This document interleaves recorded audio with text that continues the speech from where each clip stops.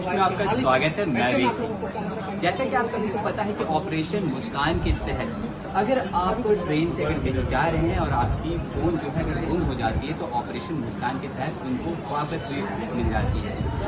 इस पूरे प्रोसेस में कितना समय लगता है, इन्हीं सब तमाम मुद्दों पर बातचीत करने के लिए अभी हमारे साथ रेल लाइन्स के अभी हमारे साथ मौजूद है अमृतेंदु शेखर ठाकुर जी। पहले तो सर स्वागत है आपका हमारे साथ। थैंक यू सर, ऑपरेशन मुस्कान में अगर किसी का अगर मोबाइल अगर गिर जाता है या खो जाता है या चोरी हो जाता है, कितने समय का प्रोसेस लगता है, कैसे फिर उनको वापस मिल जाता है? देखिए, कम से कम मैक्सिमम 1 सप्ताह का समय लगता है। जैसे ही उनका मोबाइल खोने की सूचना मिलती है, ज़्यादा संभावना रहती है उसको लौटाने की, और उसको तुरंत ही हम लोग लौटाने के प्रोसेस में लग जाते हैं। 1 वीक से लेकर उसमें महीनों लग सकते हैं। तो उसको लोकेट करना इतना आसान नहीं होता है, लौटाने की प्रक्रिया होती है। अगर दूसरे स्टेट में चला गया है तो फिर वहाँ टीम भेजनी पड़ती है या वो कुरियर से लौटाते हैं, तो समय लग जाता है कभी-कभी।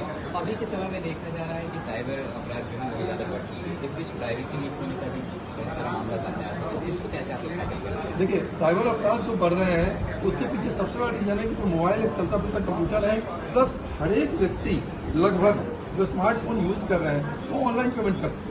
अब ऑनलाइन पेमेंट में जो सावधानी बरतनी चाहिए, अगर आपने वो सावधानी नहीं बरती है तो निश्चित रूप से जो चोरी गए मोबाइल है चाहे खो भी जाते हैं और वो साइबर अपराधी के पास अगर पहुंच गया तो उसका वो लॉक खोल के बड़ी आसानी से आपके वॉलेट से पैसा निकाल लेते हैं। वन टच जो है उसमें 2000 रुपये तक का, उसमें कोई OTP नहीं आता है, तो वो 2000 तक का ट्रांजेक्शन करते हैं। कई बार क्या करते हैं कि बहुत सारे उसमें जो पासवर्ड है वो सेव रहता है उस मोबाइल में, तो आपके बैंक के ट्रांजेक्शन 10,000 रुपये शुरू हो जाते हैं। तो अभी हम जरूर ये अपील करना चाहेंगे यात्रियों से कि आप निश्चित रूप से मोबाइल का ध्यान रखें और बार बार पासवर्ड चेंज करें और पासवर्ड सेव करने का ऑप्शन पे मत जाए, और उसमें आप डाटा या जो फोटो है उसको बैकअप में जरूर रखें।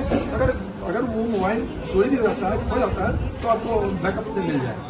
इनकेस एक सवाल और रह गया, जैसे अगर मान लीजिए कि किसी आदमी का अगर यहाँ से अगर पटना से धनबाद जा रहा है एज फॉर एग्जाम्पल, और उसका जो मोबाइल है वो कहीं दूसरी जगह खोया है, लेकिन वो बोलेगा कि नहीं मेरा जो है फोन जो ये ट्रैवल के ड्यूरेशन जो है वो फिर उसको कैसे आप टैकल कर पाते हो, कैसे परेशान कर पाते होंगे? देखिए, इसमें हम लोग इतना डिफ्रेंशिएट नहीं कर पाते हैं। हम लोग बिलीव करके चलते हैं कि कोई यात्री पीड़ित है, उसका मोबाइल खोया जहाँ भी है हमारे पास कंप्लेन लेकर आएगा, हम रजिस्टर करेंगे, स्टेशन आइडेंटिटी करेंगे, उसका रिकवर करेंगे।